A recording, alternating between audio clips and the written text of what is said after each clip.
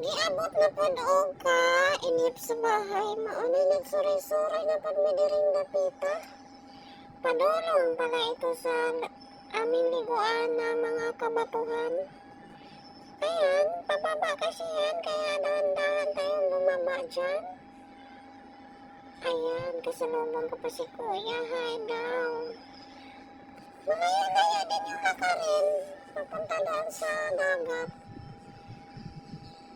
Yung tuhod mo, i-ready mo lang, kaya medyo matirik ang daan. Dandahan lang tayo, hindi naman tayo nagmamadali, kahit hapon na kami dumating dito. Galing pa kami sa Lakwatsa. Sabi ko, papunta tayo doon sa liguan natin. Doon sa malapit ito sa batuhan. Sa may batuhan na liguan. Ayan, nababa na tayo doon. Malayo-layo talaga yan, pero yung makikita natin na ang dagat.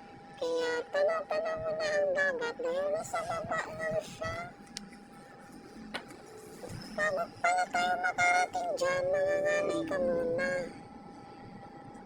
Kaya yung tuhod natin laging nakayuko. Kasi palusong siya eh. Kaya na, ang daan talaga. Parang temporary lang kasi hindi pa masyadong maganda yung daan nila. Sige lang, basta makarating tayo doon sa ating paliliguan. Hindi na kami nagdalawang isip kahit medyo hapon na. Masarap talaga kasi magbabadyaan kasi yung tubig talaga, ay yung dagat pala talaga dito ay malinaw. Ayan o. Kahit medyo maalon siya, malinaw pa rin.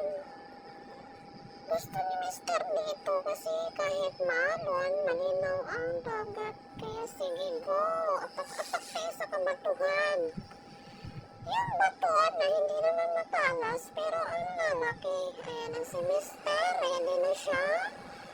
Punta na daw kami doon. Sabi ko dito lang tayo. Kaso lang ang lakas ng alon. Hindi ka naman pwede dyan. Dahil ihahampas ka naman sa mga malalaking bato. At saka matalas yung mga bato dyan. Hindi tayo pwede dyan. Tingnan nyo, walang naliligo. Nakatingin lang sila sa dagat kasi ang talas ng bato dyan.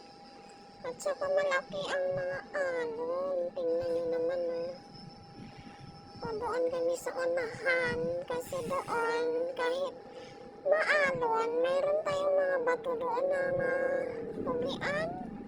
At ayan na nga pala, inabot na kami ng hapon. Hapon na talaga lumabog na yung araw, kulay-pula na.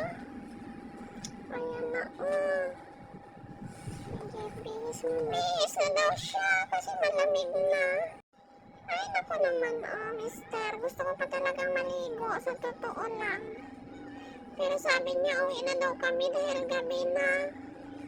Pero kahit gabi na, masarap pa talaga maligo. Di bali, balik na lang tayo next time.